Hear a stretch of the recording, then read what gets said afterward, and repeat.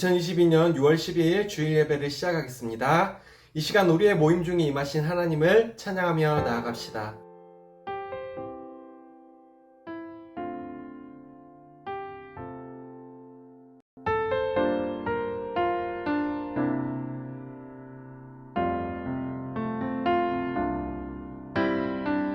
형제의 모습 속에 보이는 하나님 영상 아름다워라. 존귀한 주의 자녀 됐으니 사랑하며 섬기리. 자매의 모습 속에 보이는 하나님 영상 아름다워라. 존귀한 주의 자녀 됐으니 사랑하며 섬기리. 우리의 모임 중에 임하신 하나님 영광 아름다워라.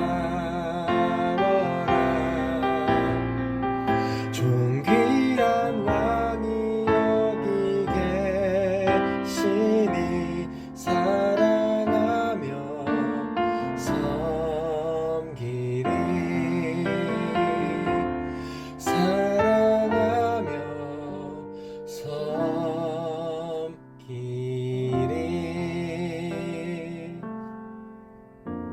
우리와 함께 하시는 하나님께 마음과 뜻을 다하여 예배하며 나아갑시다.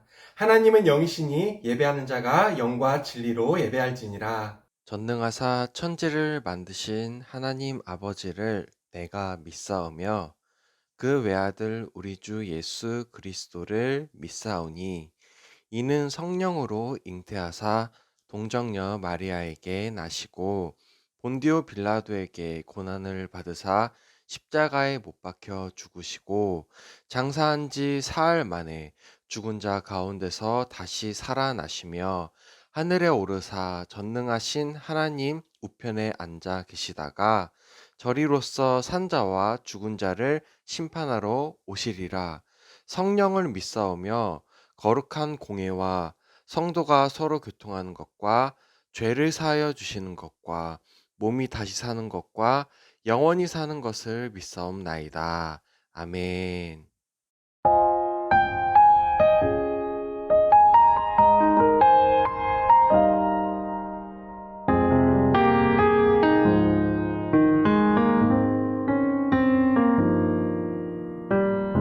내 백성이 나를 떠나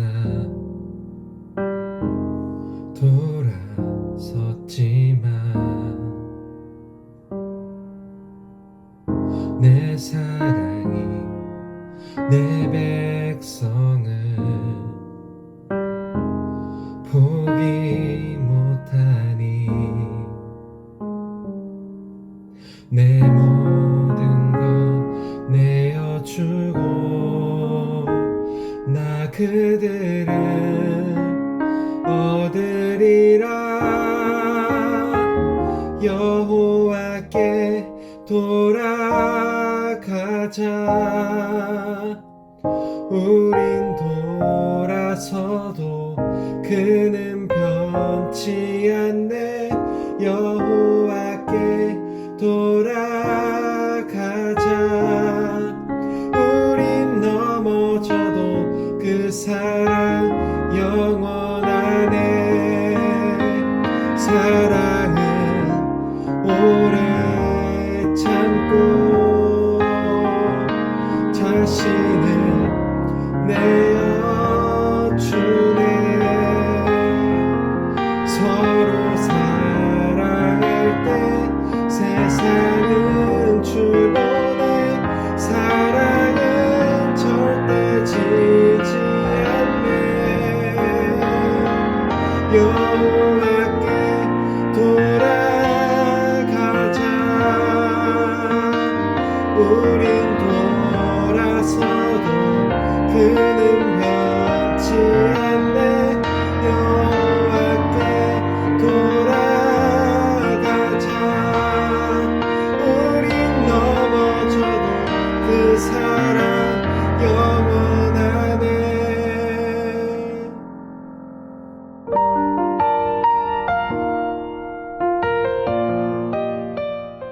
하나님, 이 시간 주님께 가장 먼저 구하는 것은 이 예배를 통해 오직 삼위 하나님께 감사와 영광과 존귀를 올려드리길 원하는 것입니다. 독생자 예수 그리스도께서 목숨 바쳐서 저희를 구원하신 그 일을 성령 하나님께서 저희가 늘 기억하게 역사하신 줄로 믿습니다. 주님, 저희 청소년 주일학교가 여름에도 지치지 않고 주님의 자녀로서 당당하게 살아가림을 주시길 원합니다. 그래서 삶으로 복음의 전파가 이뤄지는 놀라운 경험을 저희 각자가 모두 하게 해주세요. 오늘 말씀을 통해서 저희 마음을 위로하시는 예수님의 관심과 사랑을 저희가 누리길 원합니다. 예수님의 이름으로 기도드립니다. 아멘. 여러분, 삭개오 이야기를 아나요? 여기 대부분 사람들은 아마 삭개오 이야기를 이미 들어서 알고 있을 거예요. 일반적으로 이런 이야기죠. 여리고에 키가 작은 세리장 삭개오가 살고 있었는데요.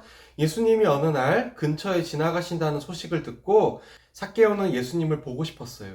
그러나 키가 작았던 삭개오는 인파에 밀려 예수님을 볼 수 없었고, 그래서 돌 감람나무 위에 올라가서 예수님을 봤어요. 그러자 예수님이 삭개오에게 다가오셔서 삭개오야, 내가 오늘 너의 집에서 거하여야겠다 라고 하셨어요. 사람들은 민족의 배신자인 세리장 삭개오를 미워했어요. 그래서 그런 죄인의 집에 가서 거하시겠다는 예수님을 이해할 수 없었어요.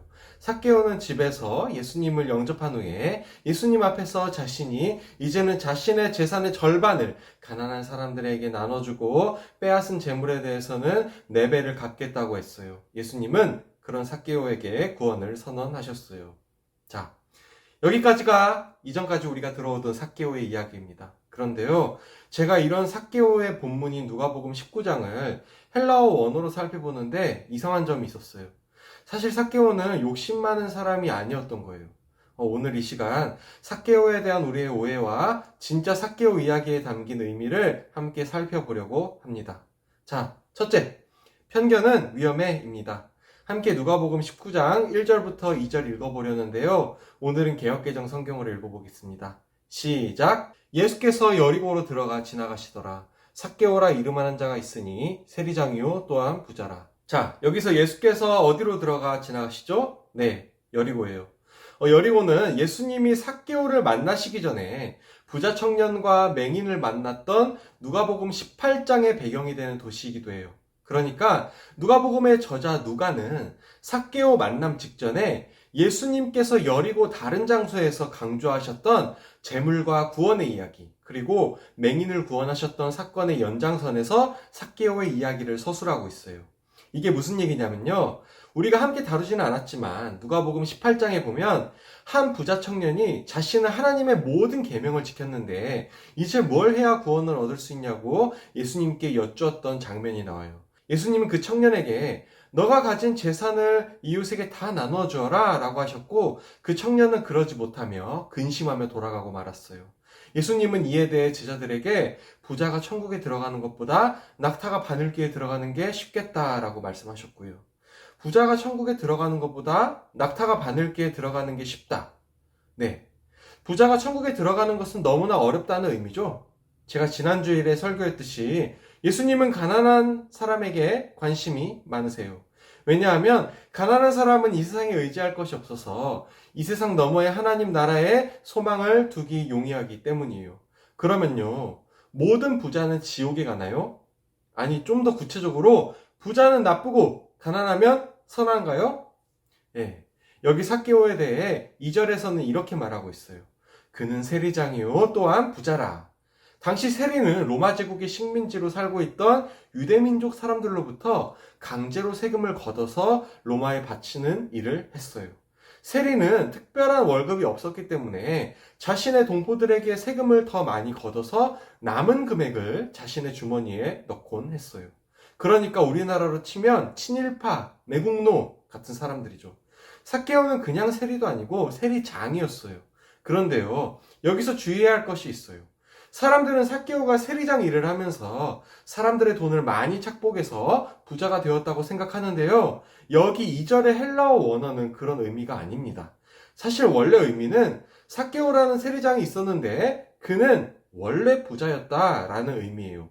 삭개오는 동포들의 돈을 수탈해서 부자가 된 게 아니라 단순히 원래 부자였어요. 마치 누가복음 18장의 부자 청년처럼 말이에요. 그럼 예수님이 말씀하셨듯이 낙타가 바늘귀에 들어가기보다 삭개오가 구원받기가 더 어려운 일일까요? 사실 낙타가 바늘귀에 들어가는 건 불가능에 대한 말이 아니에요. 오히려 하나님만이 하실 수 있다라는 의미가 더 정확합니다. 그러니까 부자, 특히 오늘 본문에서 삭개오가 구원받는 것이요, 불가능하지 않고 하나님만이 하실 수 있다, 하나님의 고유한 일이다 라고 생각해야 할 것 같아요. 잠깐 우리나라의 인물을 얘기해 볼게요. 일제강점기 때 김용환이라는 사람이 있었어요. 김용환은 재산이 많은 명문가의 장손이었어요. 동시에 이 사람은 도박에 빠져 결국 가문을 몰락시킨 사람으로 유명했어요. 도박을 너무 좋아해서 집안의 재산을 모두 탕진했는데 그 액수만 해도 지금 돈으로 200억 원 정도 된다고 해요. 그 김용환에 대해 주변 사람들로부터의 평판은 어땠을까요? 도박꾼, 노름꾼, 그리고 집안을 몰락시켰다고 해서 파라코라고까지 불렸어요. 그런데요, 나중에 알고 보니까 그렇게 도박으로 집안에 엄청난 재산을 날렸던 게 사실은 만주에 있는 독립군에게 자금을 전하는 방식이었다고 해요. 독립군에게 전달하는 자금이 상당히 많았기 때문에 김용환은 도박에서 돈을 탕진하는 척하면서 그렇게 독립자금을 보냈던 거죠. 그 사실은 가족들도 몰랐다고 해요. 김용환이 죽은 후에야 이 사실이 알려져서 건국 훈장이 수여되었어요.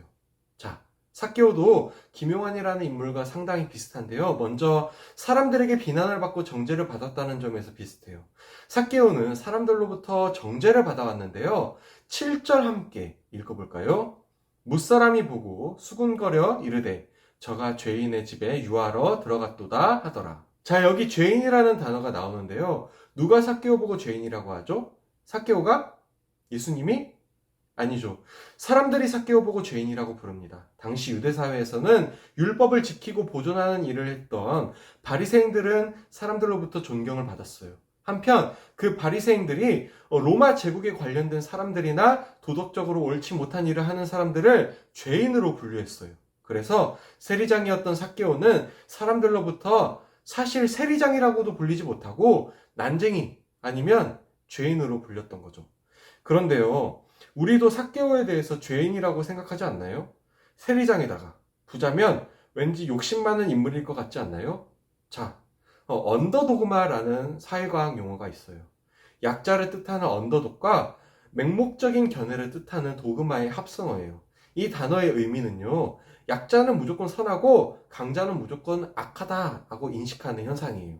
사람들은 일반적으로 가난하거나 힘이 없으면 선하다고 생각하고 부자이거나 힘이 많으면 악하다고 생각해요.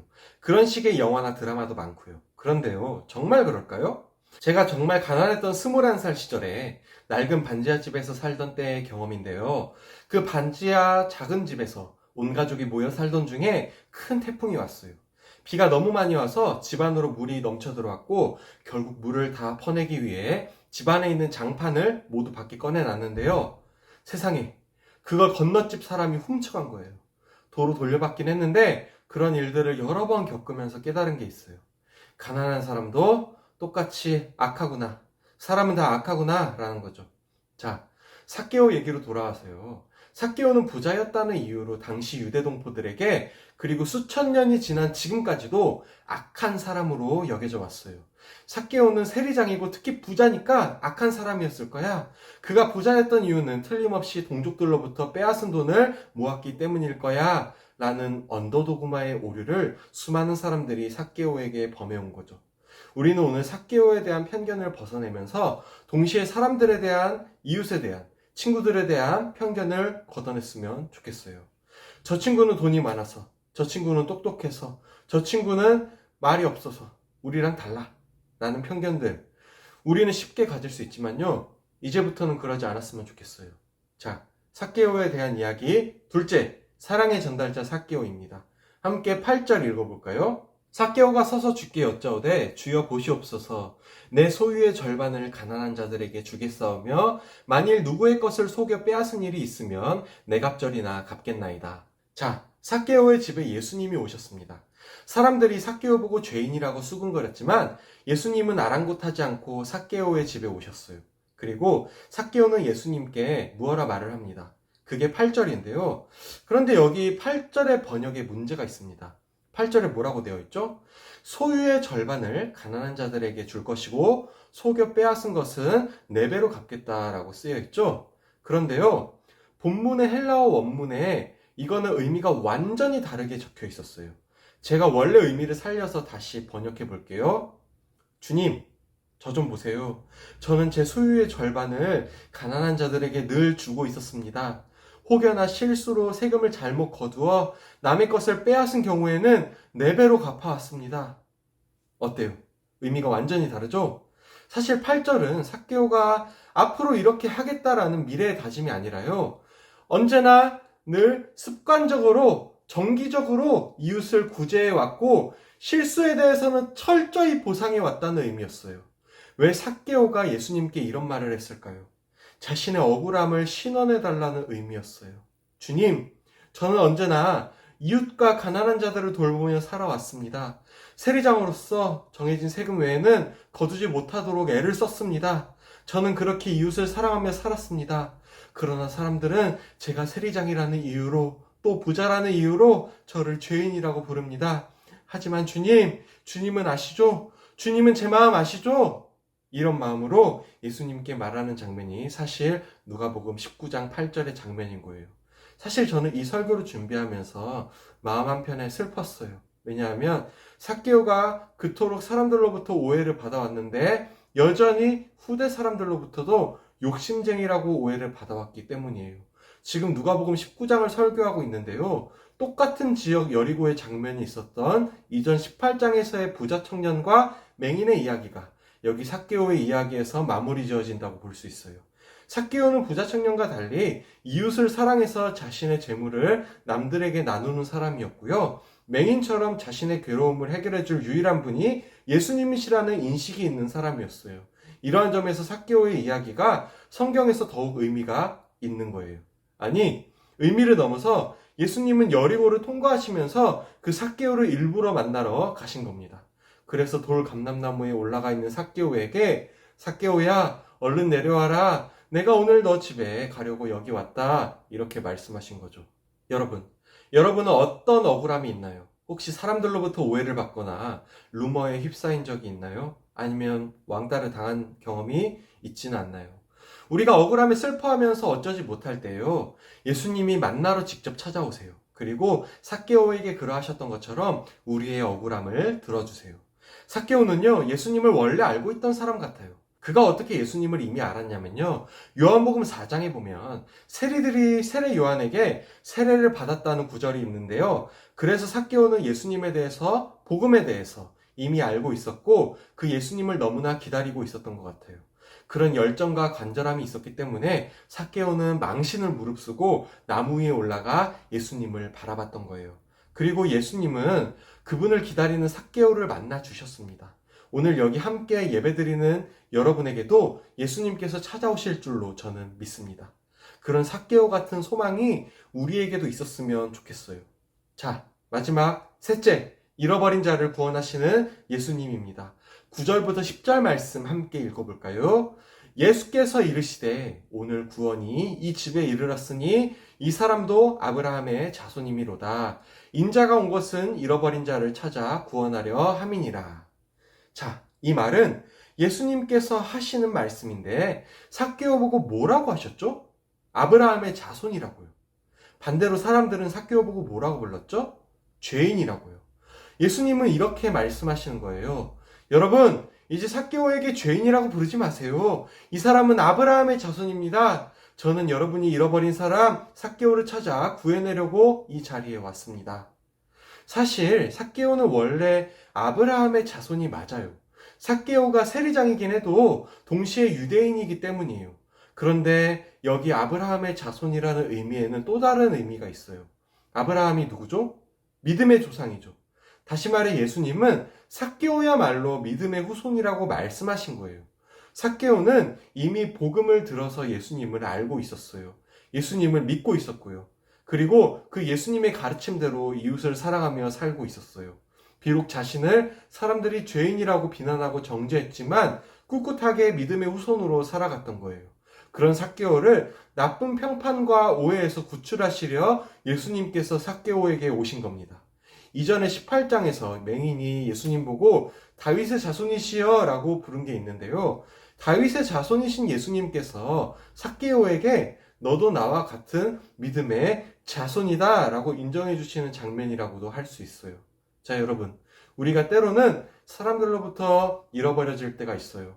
오해받고 정죄받을 수 있어요. 특히 가장 주의해야 할 것은 나 스스로 나 자신을 잃어버릴 때가 있을 수 있는데요. 나 자신을 잃어버렸을 때, 상처에 휩싸여서 헤어나올 수 없을 때, 너무 우울하고 지치고 좌절될 때, 나의 삶의 방향을 잃어버린 것 같을 때, 예수님이 찾아와서 이렇게 말씀하십니다. 너 믿음의 자손아, 내가 너를 구원하러 왔다. 네, 설교를 마치려고 합니다. 여러분, 누군가를 오해하지 않는 것은 중요해요. 동시에 나 스스로를 깎아내리거나 잃어버리지 않는 것도 중요합니다. 그러나 무엇보다도 중요한 건 이 모든 슬픔과 억울함을 예수님께서 아시고 일부러 여러분에게 찾아오신다는 사실이에요. 그런 예수님 앞에서 우리의 슬픔을 하소연할 때 다 들어주시고 위로하시는 주님 안에서 이번 한 주도 힘내서 살아가기를 이 시간 축복합니다. 제가 잠시 기도하고 설교를 마칠게요. 하나님, 삭개오는 억울했습니다. 그러나 꿋꿋이 이웃을 섬기며 살았습니다. 그리고 예수님이 찾아오셨습니다. 혹시 저희의 삶에 억울함이 있습니까? 의도와는 달리 하나님의 자녀가 아닌 것처럼 보일 때가 있진 않았습니까? 그러나 저희를 찾아오셔서 믿음의 후손으로 선포하시는 예수님의 위로를 저희가 모두 들을 수 있는 깨끗한 마음을 허락해 주세요. 예수님의 이름으로 기도드립니다. 아멘. 광고 시간입니다. 오늘은 현장 예배로 드렸는데요. 다음 주일 예배는 온라인 예배입니다. 교회 와도 제가 반겨주긴 할 텐데요. 그래도 다음 주일 청소년부 예배는 온라인이라는 점 꼭 기억해 주세요. 그리고 7월 16, 17일 여름 수련회가 1박 2일로 있습니다. 모두 참석해 주세요. 그러면 퀴즈 풀어볼까요?